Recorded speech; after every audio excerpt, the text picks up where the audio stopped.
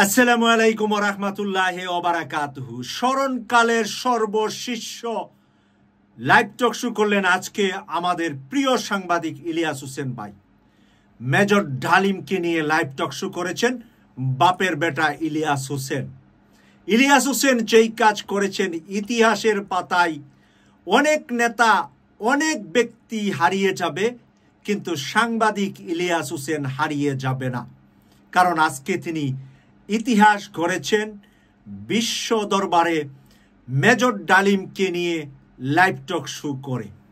প্রিয় দর্শক, এইরকম সাহসী সাংবাদিকরাই আমাদেরকে দিতে পারবে নতুন পথের আলো, আর আনতে পারবে তাদের বুদ্ধি পরামর্শ নিতে পারবে মেজর ডালিমের মতন ওই ৭৫-এ রাষ্ট্রকে বাঁচানোর মতন সেই সিপাহীরা।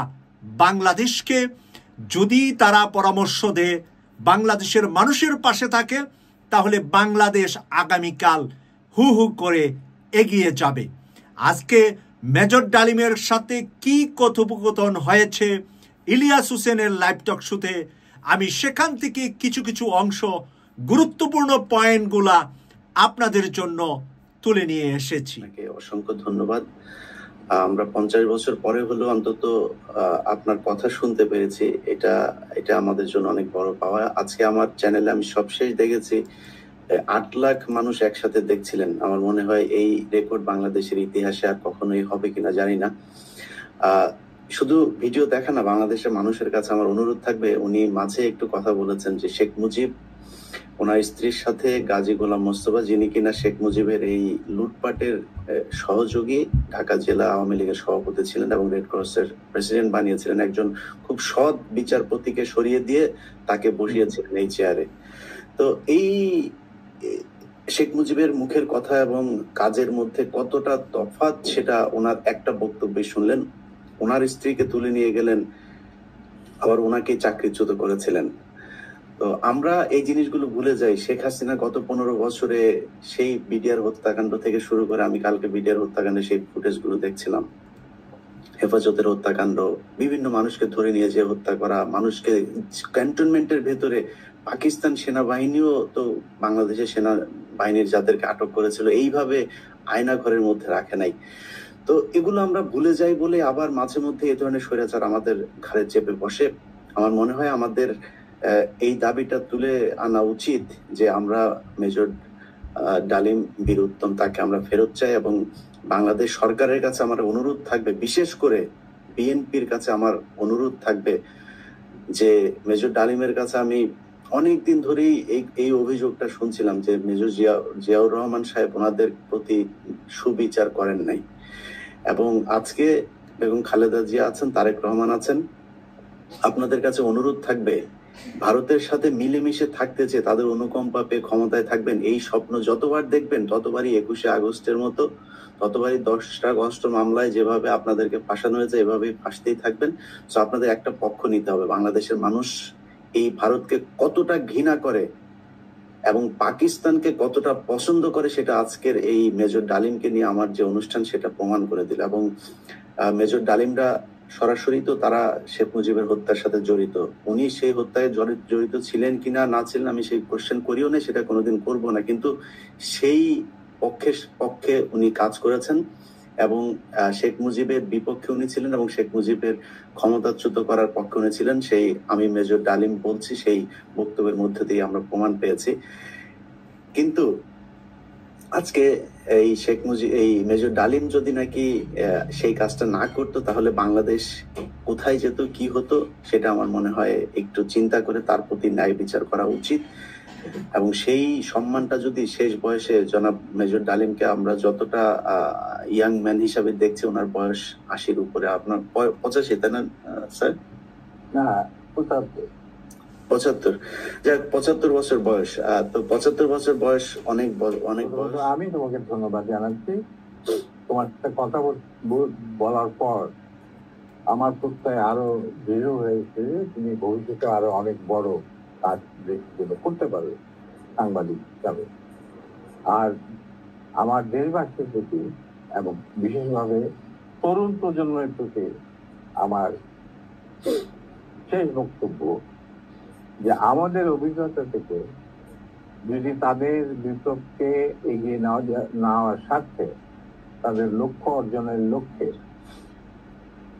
কোনো কিছু অবদান আমরা রাখতে পারি তারা মনে করেন, তাহলে আমরা কিছু পাওয়া হতো না। আমরা সারা জীবন দেশ আর দেশের মাটি এবং মানুষের জন্য যা করা করেছে, নিজেদের জন্য কিছুই করেছে। স্যাক্রিফাইসের কথাটা না হয় বাজে দিলাম।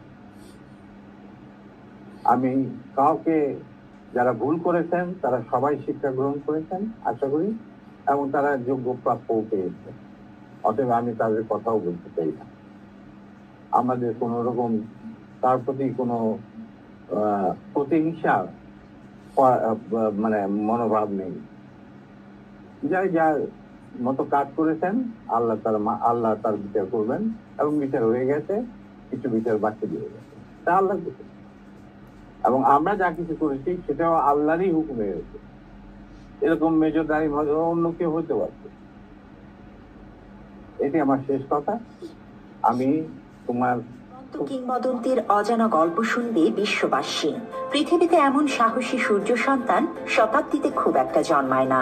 লেফটেন্যান্ট কর্নেল শরীফুল হক ডালিম, বীরুত্তম মেজর ডালিম নামেই যিনি সমধিক পরিচিত, যে নামটি শুনলেই কেঁপে ওঠে বাকশালীদের অন্তর। রূপকথার ডালিম কুমারের চেয়েও যে চরিত্রটি অধিক চর্চিত তিনি মেজর ডালিম। আমার মতো লক্ষ কোটি তরুণ যে নামটি শুনে শুনে নানা কিংবদন্তির চিত্র এঁকেছে কল্পনার ক্যানভাস জুড়ে, আজ তাদের স্বপ্ন বাস্তবে পূরণ হওয়ার দিন। শরীফুল হক ডালিম 1964 সালে তৎকালীন পাকিস্তান বিমান বাহিনীতে যোগদান করেন। 1965 সালের পাক ভারত যুদ্ধের পর তিনি বিমান বাহিনী থেকে সেনাবাহিনীতে যোগদান করেন। মুক্তিযুদ্ধের শুরুতে শরীফুল হক ডালিম 20 এপ্রিল 1971 সালে পাকিস্তান থেকে পালিয়ে এসে স্বাধীনতা যুদ্ধে বীরত্বের সাথে অংশগ্রহণ করেন। মুক্তিযুদ্ধে অসাধারণ সাহস ও কৃতিত্বের জন্য তিনি বীর উত্তম খেতাবে ভূষিত হন। 1975 সালের 15 আগস্টে শেখ মুজিবের হত্যাকাণ্ডের পর তাকে সেনাবাহিনীতে পুনর্নিয়োগ করা হয় এবং লেফটেন্যান্ট কর্নেল পদে পদোন্নতি দেয়া হয়। 1976 সালে পররাষ্ট্র মন্ত্রণালয়ে নিয়োজিত হবার পর গণচীনে তাকে কূটনীতিক হিসেবে প্রেরণ করা হয়। 1980 সালে তিনি লন্ডন হাই কমিশনের সাথে যুক্ত হন। 1982 সালে কমিশনার হিসেবে হংকংয়ের দায়িত্বভার গ্রহণ করেন। 1988 সালে রাষ্ট্রদূত হিসেবে কেনিয়ায় দায়িত্ব পালন করেন। একই সাথে তাকে তানজানিয়ার দায়িত্ব দেয়া হয়। ইউনেপ ও হেবিটাটে বাংলাদেশের স্থায়ী প্রতিনিধি হিসেবেও দায়িত্ব পালন করেন তিনি। সোমালিয়ায় যুদ্ধকালীন সময়ে জাতিসংঘের শান্তিরক্ষা বাহিনীর অংশ হিসেবে প্রেরিত বাংলাদেশ সেনাবাহিনীর সদস্যদের সার্বিক তত্ত্বাবধানের বিশেষ দায়িত্ব তিনি পালন করেন। 1995 সালে তিনি সরকারি চাকরি থেকে অবসর লাভ করেন। নামটি বাংলাদেশের মানুষের কাছে পরিচিতি পেয়েছে 1975 সালের 15 আগস্টের এক ঐতিহাসিক ঘটনার মধ্য দিয়ে। মেজর সৈয়দ ফারুক রহমান, খন্দকার আব্দুর রশিদ ও মেজর ডালিম সহ আরো কয়েকজন দেশপ্রেমিক সেনা কর্মকর্তা 1975 সালে দেশের সত্যিকার স্বাধীনতা সার্বভৌমত্ব রক্ষায় একটি সেনা অভ্যুত্থানের পরিকল্পনা করেন। 1975 সালের 15 আগস্ট দেশপ্রেমিক বীর উত্তম মেজর ডালিম ফিল্ড আর্টিলারি রেজিমেন্টের দায়িত্ব পালন করেন এবং শেখ মুজিবকে পরিবার সহ হত্যা করেন। হত্যার পর মেজর ডালিম বাংলাদেশ বেতারের নিয়ন্ত্রণ নেন এবং একটি ঘোষণা দেন, আমি মেজর ডালিম বলছি, শেখ মুজিবকে হত্যা করা হয়েছে। মেজর ডালিম বলছি, শেখ মুজিব ও তার খুনি দুর্নীতিবাজ সরকারকে উৎখাত করা হইয়াছে। এই একটি ঘোষণার মধ্য দিয়ে বাংলাদেশের মানুষ সত্যিকার স্বাধীনতার স্বাদ পায়। হাজার হাজার মানুষ আনন্দে উদ্বেলিত হয়ে ওঠে, মিষ্টি বিতরণ করে দেশব্যাপী, যেমনটি করেছে 2024-এর 5 আগস্টে তার কন্যা ফ্যাসিস্ট খুনি হাসিনার পলায়নের পর। বাংলাদেশকে মুক্ত করে ভারতের আধিপত্য ও সম্প্রসারণবাদ থেকে, ইসলাম বিদ্বেষী শক্তির হাত থেকে, খুনি বাকশালী একজন স্বৈর শাসকের জগদ্দল শাসন ও শোষণ থেকে। ডালিমরা ইতিহাসের স্বপ্নপুরুষ। তারা ইতিহাসের সবচেয়ে বড় কুলাঙ্গারকে পরিবার সহ হত্যা করে বাংলাদেশকে জঞ্জাল মুক্ত করেছিলেন। গণ অভ্যুত্থান উত্তর নতুন বাংলাদেশে মেজর ডালিমদের দেশপ্রেমিক হিসেবে স্বীকৃতি সময়ের অপরিহার্য দাবি। মেজর ডালিম কেন ও কোন কারণে মুজিব পরিবারকে হত্যা করেছে তার বর্ণনা রয়েছে তার লেখা যা দেখেছি, যা বুঝেছি, যা করেছি। আমি মেজর ডালিম বলছি ও কিছু কথা কিছু ব্যথা বইতে। যারা শেখ হাসিনার দুঃশাসন দেখেছেন কিন্তু শেখ মুজিবের দুঃশাসন দেখেননি, তাদের কাছে হয়তো ডালিম অজানা শত্রু। বাবা এবং কন্যা এই জাতিকে যেভাবে ভয়ঙ্কর দুর্বিষহ যন্ত্রণা দিয়েছেন তা হয়তো ইতিহাসের পাতায় সেভাবে কেউ বর্ণনা করেনি।